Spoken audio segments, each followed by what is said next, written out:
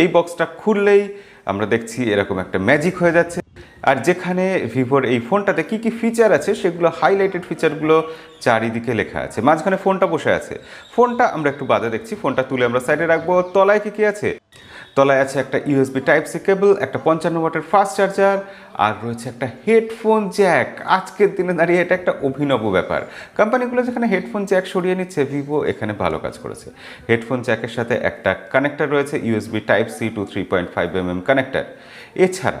এছাড়া রয়েছে একটা ব্যাক কভার, যেটা টিপিউ কেস নয়, যেটা হার্ড কেস এবং যেটা ম্যাট ফিনিশ অথচ ট্রান্সপারেন্ট কেস।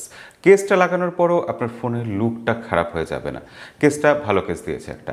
অবশ্যই এবার ফোনটা আমরা দেখব, এবং ফোনের ক্ষেত্রে আমরা দেখতে পাচ্ছি যে দুর্ধর্ষ একটা লুক, দারুণ লুক। ভিভোর ফোন সাধারণত ভালো দেখতে হয়। ভিভো V20 Pro এই ফোনটা যখন আনবক্সিং বা রিভিউ বা ভিডিও বানিয়েছিলাম, তখনই আপনাদের বলেছিলাম যে